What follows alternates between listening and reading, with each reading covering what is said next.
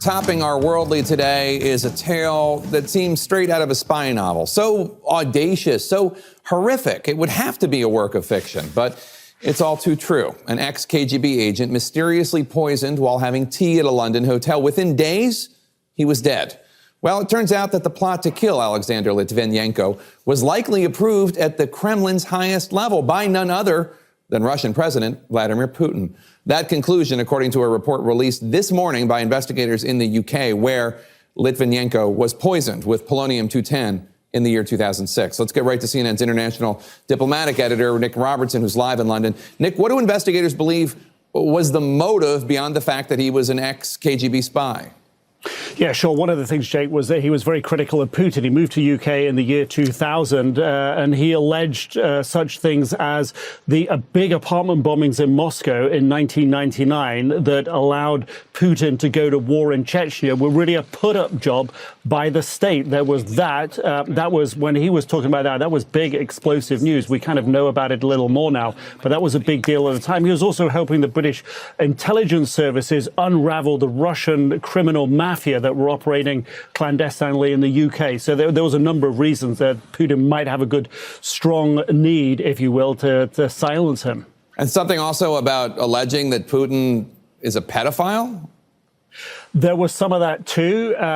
His criticism of Putin was very strong. And, you know, one of the witnesses in this report that came out, an unnamed witness who spoke to one of the alleged killers, the alleged killer said, we've been told not to shoot him, but poison Litvinenko to send a strong message to the others. So this was a man who was not a friend to President Putin in any shape or form.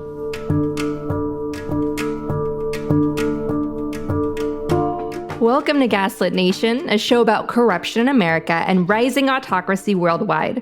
I am your host, Andrea Chalupa, a journalist and filmmaker, and the writer and producer of the journalistic thriller Mr. Jones, about Stalin's genocide famine in Ukraine.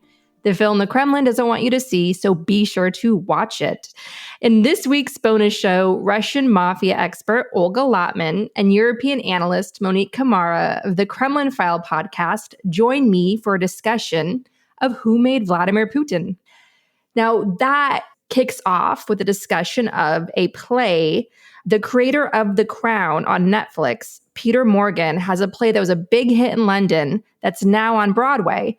It's called Patriots. I got to see it. It's excellent, incredibly powerful. I watched it so we can talk about it on this show because it exemplifies all I talk about: art, human rights, combining the two, and ringing the alarm on an urgent humanitarian crisis, which is, of course, Russian terrorism.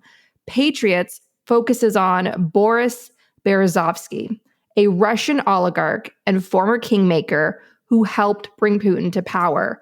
And he came to regret it. He then tried to stop Putin, but it was too late. And then ultimately, Berezovsky dies in mysterious circumstances in London, along with his close friend, another exiled Russian, former FSB officer, Litvinenko. We discuss all that and the disturbing history of the making of Putin in this week's Gaslit Nation bonus show, exclusive to subscribers at the Truth Teller level or higher on Patreon.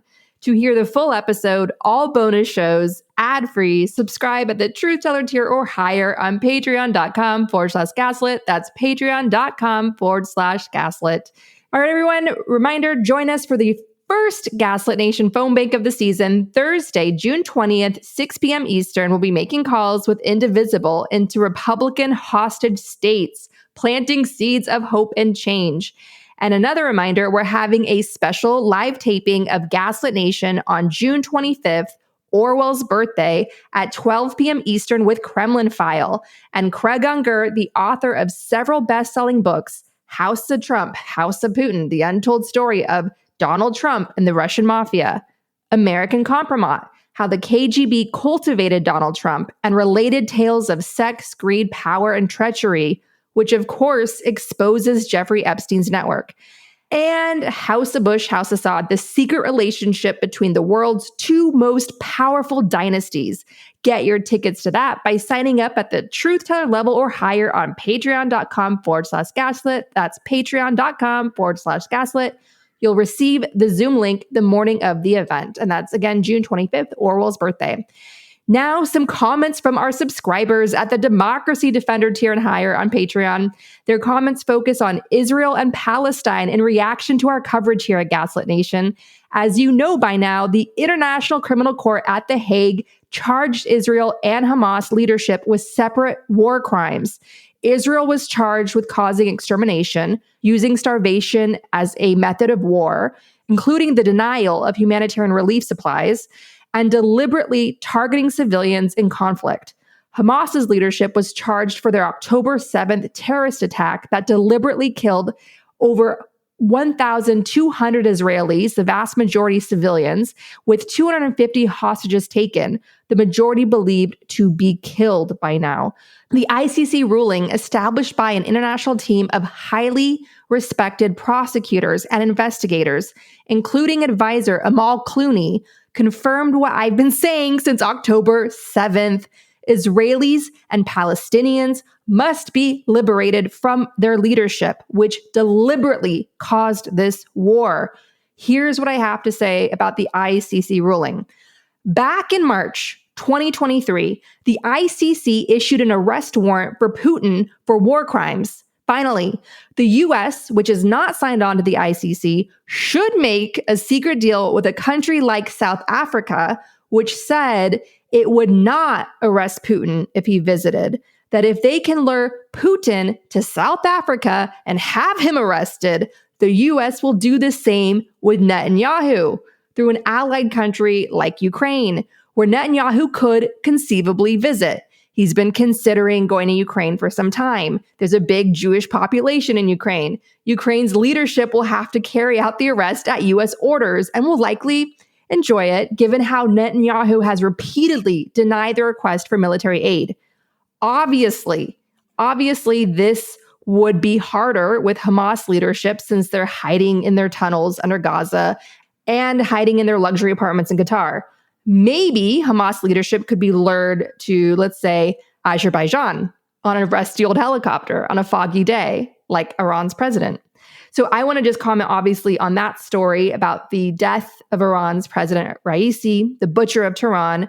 Do I think Mossad and or the CIA had him killed? I've been asked this question in response to Iran raining hundreds of missiles on Israel. Is that what's happened here? If it wasn't a freak accident, given how old and rusty Iran's outdated things are due to the sanctions, I think it's more likely that this would have been an internal hit job. Look at Iran's supreme leader, Khamenei. He's 85 years old. Maybe this was a succession power move. So I don't think it was the CIA. I don't think it was Mossad. If the CIA hasn't killed Putin by now with a heart attack, a car crash, a plane crash, they sure as hell didn't kill Iran's president in the boondocks of Azerbaijan. I don't think it was the Mossad either, as much as they would love to take down Iran. Israel's government is in chaos, and there's widespread demoralization under Israeli Trump Netanyahu. So it likely wasn't Mossad. It was not the CIA. If it wasn't a freak accident, it was probably Khamenei clearing the path for his son, Mojtaba Khamenei, to take over from the father. So that's my thoughts on all that. Now let's get to some listeners' comments at the Democracy Defender tier and higher, joining the conversation on Israel and Palestine. Back in January, Steve wrote, I think moral consistency is to not try to force a ceasefire on Ukraine or Israel. Both countries are democracies and victims of terrorist attacks. They know when and if a ceasefire is in their interest and consistent with their long-term survival. Hamas surrenders and returns the hostages, then war ends. Russia goes home, then war ends. Simple as that. And then Steve followed that comment recently with this one. It's weird, but I see Russia and Hamas as in the same position. Both started the war. Ukraine and Israel weren't looking for war, and Iran is friends with both Hamas and Russia, which should tell you something about who to root for. Israel has all the power. I see the exact opposite. Hamas could end the war in a heartbeat. Israel can't without jeopardizing its existence, which seems okay with the two of you. He's referencing Terrell, Terrell Star. Turn Gaza into beachfront property on the Mediterranean. Guess what? Gaza is beachfront property on the Mediterranean, and it used to be quite the tourist destination, and it could be today if Hamas hadn't stolen everything from its people for its war effort. It's all about the civilians that Israel's killed. My memory is that many of the people who say that now called for a ceasefire before Israel dropped a single bomb. And don't forget, there was a ceasefire before October 7. How did that work out? Gaza is the world's biggest open-air prison. What do you call North Korea? Another buddy of Russia and Hamas. Maybe your justified hatred of the corrupt leadership of Israel has clouded your judgment a bit. Thank you, Steve. Obviously, when Terrell and I are on here, we speak in a shorthand. Like, we talk all the time about what's going on in the world. So I think sometimes, I know, speaking for myself, when I speak, I take for granted that Terrell knows what I mean, where I'm coming from. And so sometimes that shorthand can get in the way at a larger context. What I know that Terrell and I both feel, because we've said it on the show, and we say it when we talk privately, is that Hamas leadership and Israeli leadership are both war criminals, and the ICC confirmed that. And obviously, like, we want an end to this war. If you look at the latest reports, it's just not working. U.S. intelligence has been telling Israel, you cannot play whack-a-mole with Hamas leadership. And if you go back to the October episode, Israel and Palestine, a political solution, it quotes experts on the conflict saying that the only way is a political solution. It doesn't mean there's going to be a bumpy road ahead. There's going to be missiles being lobbed, but just all out mass casualties on this level is not it. And it makes the world a more dangerous place for everyone. It's just not it. What I want to do on this show is normalize bringing back the two-state solution. What seems to be happening under this government is that they're committed to ethnic cleansing because they don't see any other way. And that's been the case for so long now. Netanyahu came to power rising on a Oslo Accords backlash. The people around him, Ben Gvir, were part of that terrorist movement that killed Rabin. And so they've just gone so extreme because they want to just push the Palestinians out. And so my whole position on this show is to normalize and bring back the two-state solution and to call for the amplification of grassroots outside the corrupt leadership of both sides of this conflict and amplify the voices of the grassroots. I've done that in previous episodes. And so I want everybody who's been impacted by this conflict in any way to be part of this conversation and to raise their voices and to provide their position on things, because I think it's so important that we hear each other and listen to each other, because that's the only way we're going to get through this, and more on that later. Now, Deborah writes, and Deborah here, I'm going to say Deborah here really sums up what I'm going for on this show. And thank you, Deborah, for commenting. Deborah writes, I can't speak for every other American Jew, but my family and I want a ceasefire yesterday. Hell, 3 months ago. No, make that we never wanted the reprisal. I was disgusted and felt threatened myself by what happened on October 7th, but I get absolutely nothing from the 34,000 plus dead in Gaza, the vast majority of whom are women and children, nor do I get anything from the hundreds of thousands who are starving in the famine. I wanted the Hamas leadership, but if Likud hasn't gotten them at this point, they're not going to. Protecting Netanyahu, who belongs in prison for his corruption and who tried to gut Israel's judiciary, isn't worth anything to me, and certainly not what it's cost American voters. Wanted to add that I'm not going to applaud the Israeli singer getting booed at Eurovision. Not coincidentally, the young woman was also confined to her hotel room because she was the recipient of death threats as well. Yes, all very well said, Deborah. Thank you, Deborah. Thank you, Steve, for this. Please stay in the conversation. And I will obviously do my best to choose my words more carefully and be more inclusive of all of you in the community, because I know what is happening in the world today is triggering the generational trauma that many of us especially come from. And I think it's important to keep sight of that. So again, thank you to everyone who writes in comments and questions. All of us here at Gaslit Nation always enjoy hearing from you. Now let's dive right in. I've been thinking a lot about this. Like any strong man, Netanyahu wants us to be divided. And guess who else does? Russia. Yes, Russia, which, as Steve pointed out, backs Hamas and has long been politically aligned with Netanyahu. And Netanyahu, he's chummy with Jared Kushner, who is in turn funded by the Saudis.